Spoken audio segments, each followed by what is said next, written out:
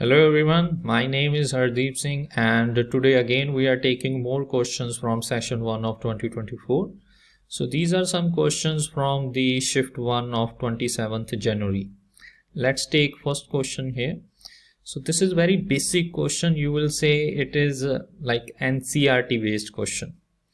So what we do, we have to solve this integral. After solving this integral, we have to equate it to the given answer. When we equate it to this side, we will be getting values of a, b and c. After that, we just have to plug in the values in this expression and we will be able to find the answer. So let's see how we can solve it. 0 to 1, 1 upon under root 3 plus x plus under root 1 plus x dx.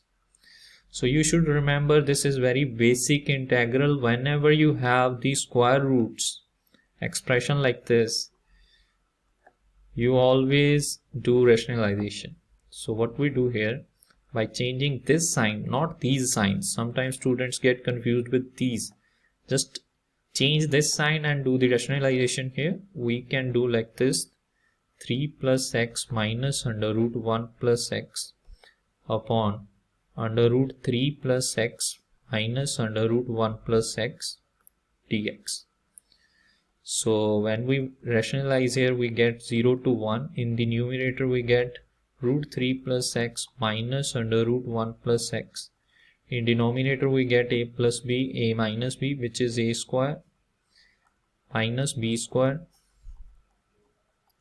So square root will be cancelling out, and when we cancel the square root, 3 plus x minus 1 minus x, x cancelled out, 3 minus 1 is 2. So this becomes 0 to 1.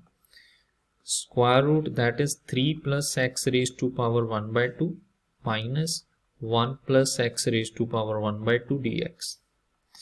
Now when we solve this, we will be getting 1 by 2. This can be written as 3 plus x raised to power 1 by 2 plus n. This is just x raised to power n formula that we are using. Here 1 by 2 plus 1 minus 1 plus x raised to power 1 by 2 plus 1 upon 1 by 2 plus 1. So the limit again will be 0 to 1. So be very careful while solving this. So this is going to be 3 by 2, 3 by 2, it comes common, 3 by 2. We can just write 1 by 3 here. And here it will be 3 plus x raised to power 3 by 2 minus 1 plus x raised to power 3 by 2. So applying the limits here, when we put upper limit, this will be 4 raised to power 3 by 2. 4 root 4 it will be. 4 root 4 means 8. When we put 1 here, it will be negative 2 raised to power 3 by 2, which is 2 root 2. Minus, when you put 0 here, you will be getting 3 root 3. Minus minus positive, when it will be 1 here. So we get 8, here it is 3. 8 plus 1, 9, 9 by 3 will be 3. Minus, here we get minus 2 by 3, root 2, minus root 3. That's it. And the given answer here is a plus b under root 2 plus c under root 3. That means we get the values of a, b and c. So a is 3, b is a negative 2 by 3 and c is a negative 1. We need the value of expression twice of a plus 3 times b minus 4c. So which will be equal to 3 times 2 is 6 minus 2 by 3, here it will be minus 2, here it will be minus plus 4. 10 minus 2, answer should be 8. So option number 4 is the right answer. This was very easy question. Let's take next one. So this is the next question, which is based on 3D geometry. We have these two equations of lines. In 3D, there is some missing thing here, which is a lambda. We have to find lambda, and they are saying find sum of all possible values of lambda. It means we will be finding multiple values of lambda and then we have to add them. Shortest distance between the lines is given. So remember one thing, whenever you study the topic of 3D geometry, this chapter is very important, and this question, shortest distance, this topic is very important. You will see in the previous years, you will see so many questions are being asked on this. They can be, sometimes they can be direct questions as well. You will be having two equations of lines and they directly ask you to find the shortest distance, or something similar to this. They are already giving you the shortest distance. After that, they are asking you to find some missing variable, maybe lambda, k, alpha, something like that. Okay, let's see. So for this, you need to remember the formula for shortest distance. You can either remember it in vector form or in 3D or in Cartesian form. Since the equations are in Cartesian form, let's use the Cartesian form of shortest distance. So here they have given shortest distance is equal to 6 upon under root 5. So the formula for shortest distance in Cartesian form will look something like this. x2 minus x1, y2 minus y1, z2 minus z1, a1, b1, c1, a2, b2, c2, whole divided by I cap, j cap, k cap, a1, b1, c1, a2, b2, c2, magnitude of this thing, and absolute value of whole thing. So this is the formula. Let's write the values in it. x2 minus x1, x2 is lambda here, so lambda minus 4, and here it will be minus 1, minus minus plus 1, 0, 2 minus 0, it will be 2, and these values are just 1, 2, minus 3, 2, 4, minus 5. Also, before starting such kind of question, you always have to recheck if the equations are in standard form. That is, these x, y, z should be having coefficient 1. So this is already in standard form. So no problem in this one. Now the denominator will look like this. 1, 2, minus 3, 2, 4, minus 5. Taking magnitude of this, and absolute value of the whole thing will be equal to 6 upon under root 5. Now we have to just expand these determinants. Here it will look like lambda minus 4, minus 10, plus 12, 0 will make everything 0. Here it will be 2, 4, minus 4, which will again be 0. In denominator we will get I cap minus 10 plus 12 plus j cap minus 5 plus 6 plus k cap. Here it will be 4 minus 4. Magnitude of this, absolute value of whole thing, equal to 6 upon under root 5.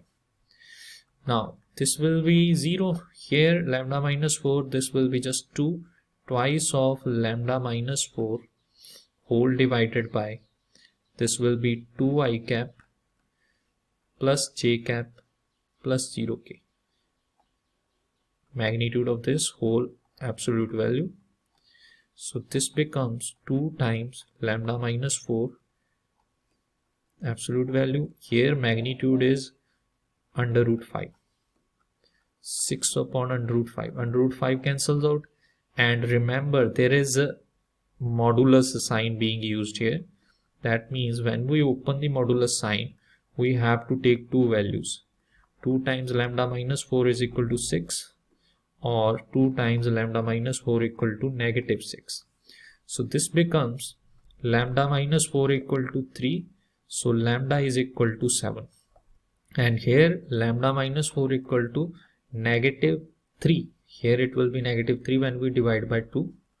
And lambda is equal to 1. So we got two values of lambda, and if you are not reading the question properly, you might directly just click on this, that we are getting one value 7. But you have to read properly. They are not asking the value of lambda, they are asking sum of all possible values of lambda. So the all possible values are 7 and 8, 7 and 1, you will add them. So this is the sum of all possible values of lambda. all possible values of lambda will be equal to 8. So our right answer is option 2. I hope you understood this question. Let's take the next one. So in the next question, what we have here, 4 distinct points 2k, 3k, 1, 0, 0, 1 and 0, 0. They lie on a circle and you have to find values of k.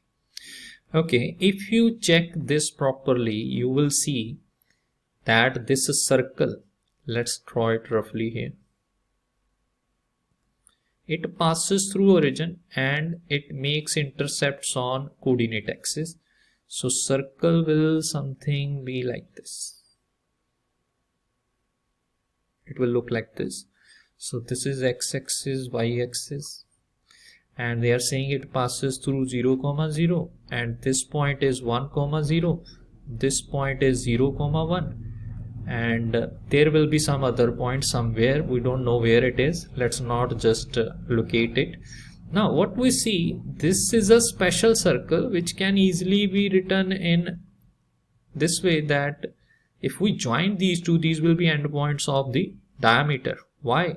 Because this angle is 90 degree. Angle in semicircle is always 90 degree. It means this line is a surely diameter. So we can say AB. So AB is diameter. So that means we know the endpoints of diameter. So equation is written as x minus x1, x minus x2 plus y minus y1, y minus y2 equal to 0. So that makes it x minus 0, x minus 1, y minus 1, y minus 0 equal to 0. So it looks like x minus 1, y minus 1 equal to 0. So now they are saying this point also lies on it. 2k, 3k lies on this circle, So if this point is lying on this circle, it must satisfy its equation. So in place of x you can put 2k, and in place of y you can put 3k. And you can further solve it. It will be 4k square minus 2k, 9k square minus 3k equal to 0, which is 13k square minus 5k equal to 0. K comes common. This will be 13k minus 5 equal to 0. So either k is equal to 0 or k will be equal to 5 by 13. So these two are the possible values of k. Let's see which option is matching here. And they have given option number 3, which is 5 by 13. This one is not there, so we will take this as the answer.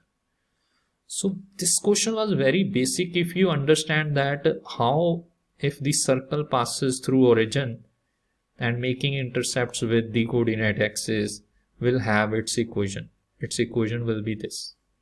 Let's take next question. So now we have the question on complex numbers. They have given us a set S.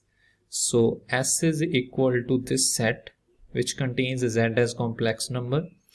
So here modulus of Z minus I equal to Z plus I equal to Z minus 1. This is given. They are asking how many elements will be there in this set.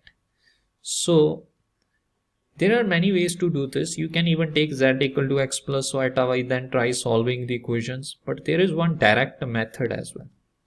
So what happens if I take a look at Z minus I, Z plus I, Z minus 1, it will give you 3 points.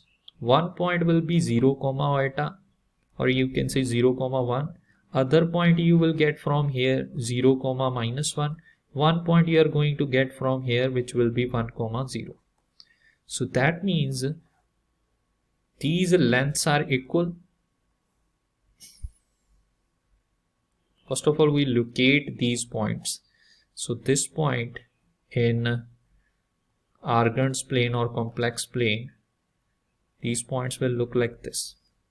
This will be 0, 1, 0, minus 1, and here it will be 1, 0. So these are actually vertices of a triangle. Now they are asking these distances, any z which is having same distance from all these. So in a triangle, the point which has the same distance from the vertices is called circumcenter. So how many circumcenters are possible? Only one. It means this set will have only